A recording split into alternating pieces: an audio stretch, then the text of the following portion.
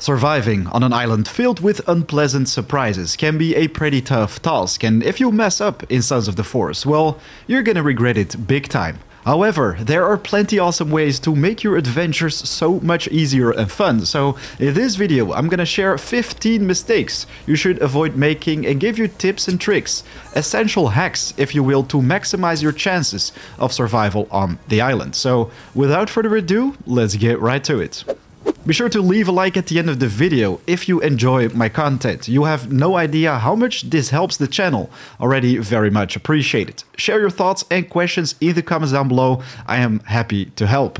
First off, you don't want to waste your precious mats to heal up. Instead, you want to eat food as much as possible. And the easiest way to quickly replenish your HP is probably by just catching fish and eating it raw, which is super easy to do, while it can be even more efficient if you let someone else do it.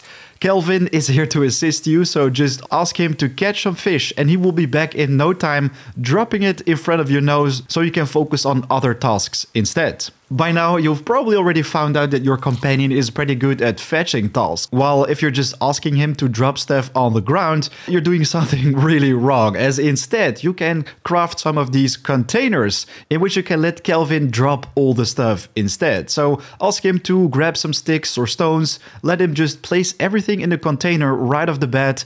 Sticks and stones on the ground are not going to be your first world problems though, while you definitely don't want to throw away your rotten food.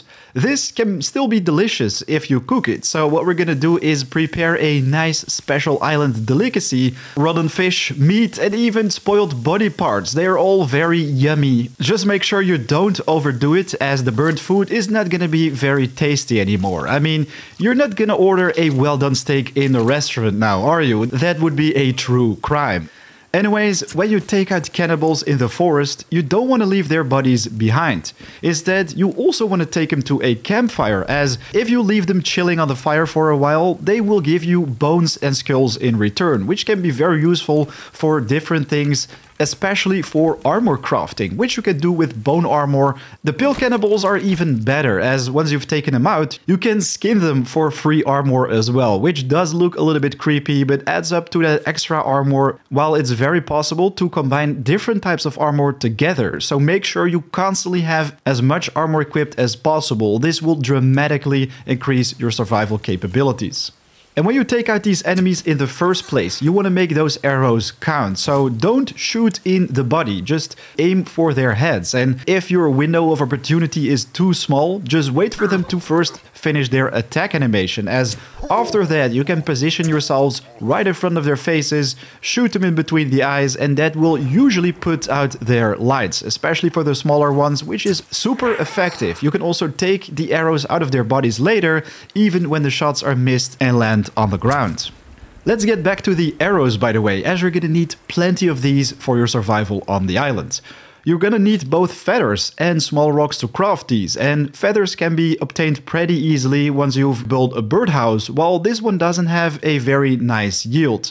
If you just place a couple sticks right next to each other in the ground and then place a skull or cannibal head right on top of it, you will have birds landing on it in no time. So this is gonna be your very efficient feather farm if you just use them as target practice. Definitely recommend a slingshot for this, by the way, as the small rocks can just be found on the ground. During winter, it's going to be so much more difficult to find small rocks, as the snow will basically cover the entire island. Except for the coast though, as if you make a trip to the shore, this is where you will still find plenty of small rocks. So make sure to visit this place if you want to prepare for winter, craft yourself a bunch of arrows. While later in this video, I'm going to share a very neat trick which you can use to avoid winter in general. One thing you cannot avoid though is our mutant spider missy, Virginia. She will always be around, and if you are nice to her, she's gonna be very nice to you as well. So don't take out your swords, ladies and gentlemen. A very important and essential survival tip for everyone out there though: our Missy will become shiny when it's raining. Might as well just be honest about it, but please do share your detailed field reports based on, who knows, the winter behavior and similar activities. Let's be serious though, I've got another super essential tip for you guys right here. If you're constantly checking out the inventory to switch items, you're definitely doing something wrong as well, as you've probably already seen by now that I'm constantly taking out my backpack to quickly switch between items. If you want to set this up, you want to go to the crafting menu, you can right click the backpack and then add or remove items from the quick selection menu. So be sure to add your favorite items so you can quickly switch to your axe to chop down trees, or can also be used to quickly heal up with meds or just drink a can of soda. Cheers. Let me know in the comments though if you're also still waiting for that 1, 2, 3, 4 a hotbar. I think we definitely need that, but now that we have our axes out, let's make sure you also don't mess up with the wood cutting. So if you want to chop down trees, make sure you do it right, as they always fall down to the direction you're looking at. So make sure you first chip them a couple times on the other side and then turn around to where you want them to fall down to.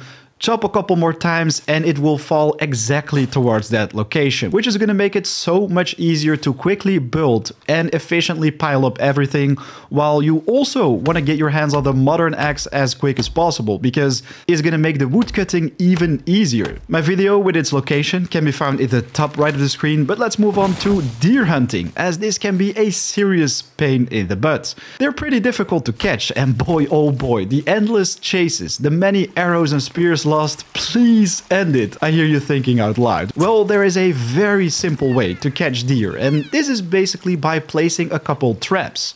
I introduce you to the fly sweater trap, which pretty much insta-kills deer. If you set it up right, it will be very effective near places where they can drink or frequently see them passing by, as if you place two right next to each other, basically block the entire passage, if they run through, trust me, it will save you a lot of time and make deer armor farming very easy. This will also work for cannibals, by the way, so be sure to place a couple around your base. Anyways, what you also want to make as easy as possible is your navigation. You can zoom in and zoom out by using the tertiary keybind found in the settings, usually the middle mouse button, but you can also place location markers on the map. So if you find these purple bleeps, you can place them on a stick to pinpoint a specific location on the map, which is going to be very helpful to save spots you want to visit later.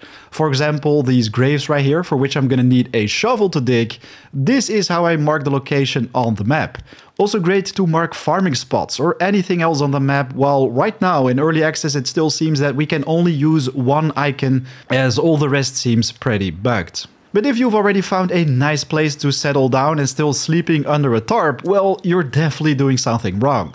Be sure to craft a bed, which is going to be much safer, also more difficult for enemies to destroy. But yeah, if you have a bed inside a house, you will have a roof over your head, much more comfort, while right here it's also possible to save and skip time. I still haven't figured out a way though to lock the door, so be sure to defend your property accordingly. Anyways, you do want to have tarp with you at all times, as it can be pretty overpowered if you want to do multiple things.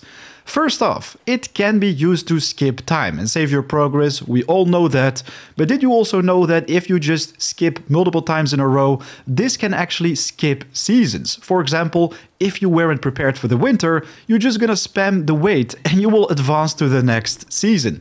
While what you want to be careful for is that when you rest multiple times, you will sometimes also hear this danger sound. This indicates that there is danger nearby. So be sure to take care of that before they take care of your base or even you. So the tarp saves and skipping time can be very useful in certain situations, while it can be even more overpowered. You can literally use this tent to duplicate items at the spot. As if you manually save your progress at a tarp, then leave the section and load the game again, this will respawn all the items in the area. So you can basically reopen every single container in the game for an infinite amount of batteries, rope, cloth, you name it. Personally, I don't recommend cheating, as it will also break the immersion and make things a little bit too easy, I would say, while it can also be a problem, as if you save your progress and reload it, Some things will also disappear. For example, logs, sticks farmed on the ground. So you want to think twice before doing this, as it also removes all the entities which might be very precious to you, especially after you've just chopped down an entire forest. Well, this is what happened to me. Alright, so there you have it. 15 essential survival hacks, tips and tricks to better prepare for the game, and things you should avoid at all times or do differently instead. If you found these tips helpful, please do leave a like, as it helps out a ton. Any questions, suggestions for future videos are very welcome as well. Do leave them in the comments. Happy to help you guys. And yeah, be sure to subscribe, as there is a lot more coming your way. Advanced base defense guides, more survival tips, hunting, traps, and so much more. Already made plenty of videos for the game, so check out the channel. Right now though, it's 4 AM out. I want to wish you good luck surviving on the island. I'll catch you in the next video. Take care.